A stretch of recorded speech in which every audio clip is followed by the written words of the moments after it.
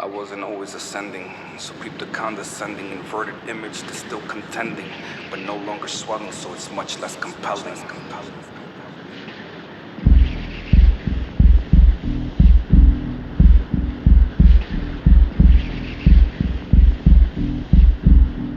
I am an aspiring human, spewing where his gray matter's brewing.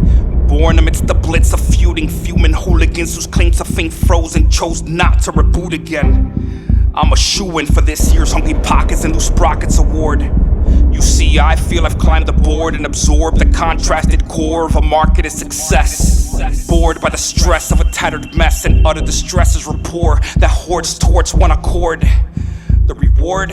A strum on my nerves chords to sound off the thump of a slump. You see, there's no fun when my inner bumps taking heavy lumps and can't land a punch on each fading ailing month. Oh, and I currently can't afford a date, so dismiss Apollo's detailed claims to state that he'll formulate a bait to lure a mate. There's no bending spoon mentality to replace these batteries, and no abracadabra with imaginary salary security canopy, and no wheels, unless you count the one bent to fill my middle.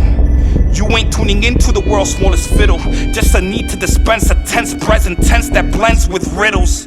But I'm willing to bend the pace of my space to the page where honest ditto.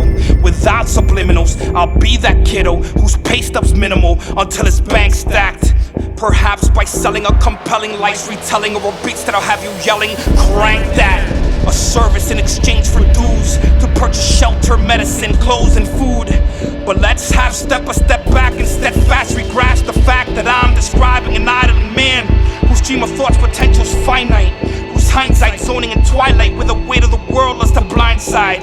As time slides, I find my ego's a far cry from pint-sized. My third pupil's a glass eye, unbridled tongues prickly as cacti, gaze deceptive as cat's eyes, hung on a head full of pests that attracts lice, pecked by circling magpies. And thus there's sludge in my chalice that tastes like blood is metallic, yet I chug with taste buds of a meth addict's palate for savory havoc.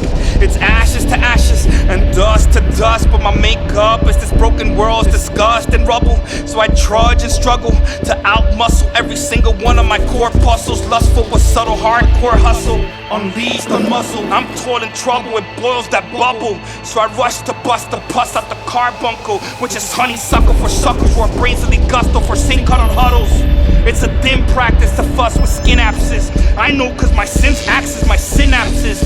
And trolley, creepy crawlies that lobby for states of melancholy. As my flesh volleys, my melon's follies for jollies, till my sin is screaming in hi-fi.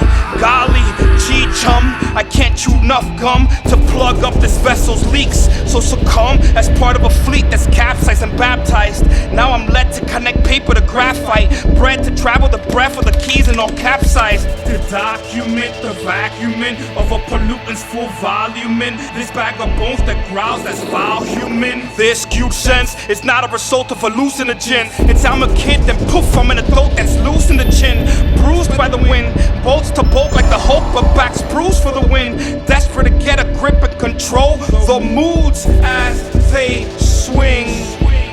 I'm a litigant that's pit against his mitigants, vivid lenses, vigilance as he navigates the maze of malaise, dreams, polar extremes and ambivalence, uncertainties by the millions, emotion sickening, roller coaster ride of emotions shifting, polarized, oscillating between scorching heat and polar ice. In the blink of an eye, go from scavenging meat to post by the pride, from gallant and meek to boast by the pride. I'm pulled by the tide, so I beseech someone please detach the leeching poltergeist and cauterize the wound before my motor dies. And I'm consumed, cause I sorta feel I'm called to rise and slaughterlize and cease to be a scale model citizen and be the burning of cleansing sin's incense. Man, this is intense, trying to figure out if my heart fits in Zen, while coming to terms with the fact that when I think, let alone speak, a higher power listens in.